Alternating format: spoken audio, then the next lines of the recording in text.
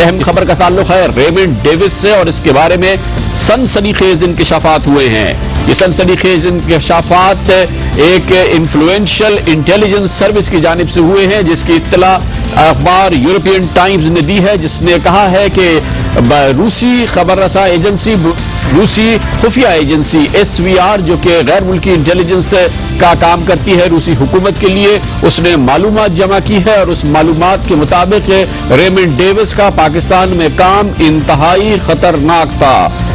European union Times نے SVR کے حوالے سے ایک خبر شائع کی ہے۔ اس کے CIA جاسوس ریمنڈ ڈیوس القاعدہ کو جوہری بم کے لیے مفاد پہنچا رہا تھا۔ روسی انٹیلیجنس ایجنسی کے مطابق ریمنڈ ڈیوس ایک انتہائی خطرناک ایجنڈے پہ کام کر رہا تھا اور اس کا مقصد یہ تھا کہ کسی صورت سے القاعدہ کو جوہری مواد پہنچایا جائے۔ روسی انٹیلیجنس ایجنسی کا یہ بھی کہنا ہے کہ ریمنڈ ڈیوس کے قبضے میں CIA کی انتہائی خفیہ دستاویزات پائی گئی ہیں، جن کے مطابق خوف کی علامت سمجھی جانے والی امریکی ٹاسک فورس 373 یا TF373 خطے میں سرگرم ہے اور یہ ٹاسک فورس القاعدہ اور دہشت گردوں کو جوہری مواد اور زہریلے حیاتیاتی ایجنٹس پہنچا رہی تھی۔ القاعدہ کو مسلح کرنا، خطرناک ترین جوہری اور حیاتیاتی مواد سے یہ کام تھا اس شخص کا، ریمنڈ ڈیوس کا، جو کہ اس امریکی خفیہ فورس کے لیے کام کر رہا تھا جو کہ پاکستان میں سرگرم عمل ہے۔ یہ اطلاع دی ہے روس کی انٹیلیجنس ایجنسی نے۔ روس کی انٹیلیجنس ایجنسی کے مطابق دستاویزات سے ثابت ہوا ہے کہ ڈیوس TF373 کے بلیک آپریشنز یونٹ کا ممبر ہے، جو افغانستان اور پاکستان کے قبائلی علاقوں میں مختلف اہداف پر کام کر رہا ہے۔ روسی انٹیلیجنس یہ بھی کہتی ہے کہ جنوبی ایشیا میں صورتحال سنگین ہو چکی ہے اور ایسا محسوس ہو رہا ہے کہ پاکستان اور امریکہ کے درمیان کھلی جنگ بھی شروع ہو سکتی ہے۔ اس کے مطابق ڈیوس کے موبائل فون ریکارڈ کی مدد سے اس کے القاعدہ رابطوں کا انکشاف ہوا ہے اور لاہور میں قتل ہونے والے دونوں افراد کی ڈیوس کی نگرانی پر تعینات کیا گیا تھا، لیکن روسی ایجنسی کا کہنا ہے کہ انتہا پسند گروہ جس میں القاعدہ بھی شامل ہے، امریکی CIA کے اس کے ساتھ تعلقات کا پل کے لیے کام کر رہا تھا ریمنڈ ڈیوس۔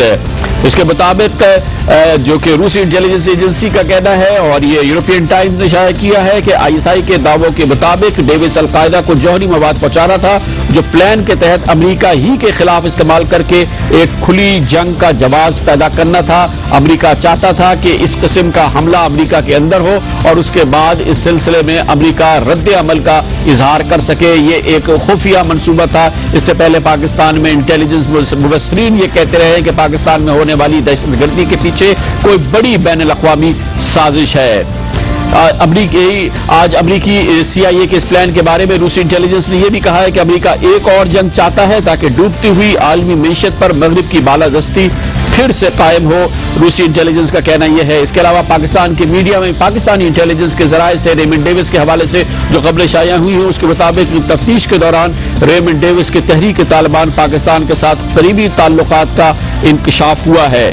طالبان کے لیے پنجاب سے نوجوانوں کی بھرتی میں ڈیوس کا انتہائی اہم کردار رہا ہے اور پاکستان میں انتہا پسندی کی جو آگ بھڑکائی جا رہی ہے، اطلاعات کے مطابق ڈیوس کا اس میں بھی ہاتھ ہو سکتا ہے۔ ڈیوس کے ہاتھ کا مطلب یہ ہے کہ CIA کا ہاتھ پاکستان میں ہونے والی دہشت گردی اور انتہا پسندی کے واقعات میں ہو سکتا ہے۔ یہ وہ گمان اور خیال ہے جو اس سے پہلے پاکستانیوں کے ذہنوں میں گردش کرتا رہا ہے۔ مسجدوں میں حملے، امام بارگاہوں میں حملے اور مقدس مذہبی جگہوں پہ حملے، مزارات پہ حملے، آخر ہو کیا رہا تھا پاکستان میں؟ لیکن اب لگتا یہ ہے کہ جو کہ لوگوں کا خیال تھا یا ان کا خدشہ تھا کہ یہ ایک بین الاقوامی سازش ہے، اس کے کچھ اثرات نظر آتے ہیں۔ لیکن آج روس کی انٹیلیجنس ایجنسی کے حوالے سے یہ خبریں شائع ہوئی ہیں کہ ریمنڈ ڈیوس دراصل نہ صرف یہ کہ پاکستان کے انتہا پسند گروہوں سے براہ راست تعلق رکھتا تھا، بلکہ وہ القاعدہ کو بھی جوہری مواد اور حیاتیاتی ایجنٹ پہنچا رہا تھا کہ اس کو استعمال کیا جائے امریکہ پر کسی حملے کے لیے اور اس کے جواب میں امریکہ